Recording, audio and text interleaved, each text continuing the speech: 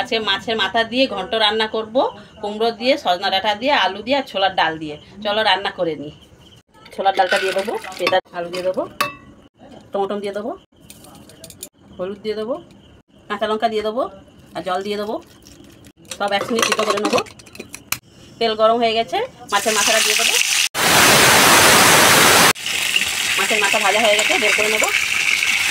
5 ফোড়ন দিয়ে দেবো, পেঁয়াজ দিয়ে দেবো, আদা রসুনের পেস্ট দিয়ে দেবো 2 চামচ, কুমড়ো আর সজনা ডাঁটা দিয়ে দেবো, হলুদ দিয়ে দেবো।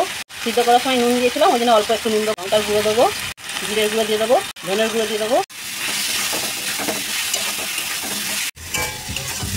অল্প একটু জল দিয়ে দেবো। মাছের মাথা দিয়ে দেবো।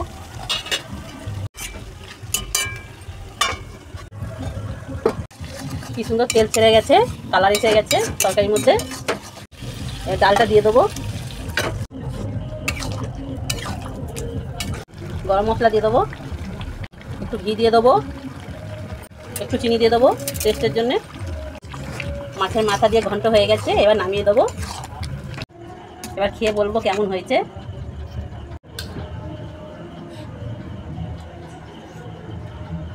হেবি ভালো হয়েছে খেতে, গরম তো ঝালও হয়েছে,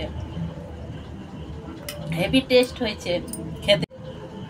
আমার রেসিপিটা যদি ভালো লেগে থাকে লাইক শেয়ার ফলো করে দেবেন, সবসময় পাশে থাকবেন, ভালোবাসা দেবেন। এই পর্যন্ত থাকলাম, নমস্কার।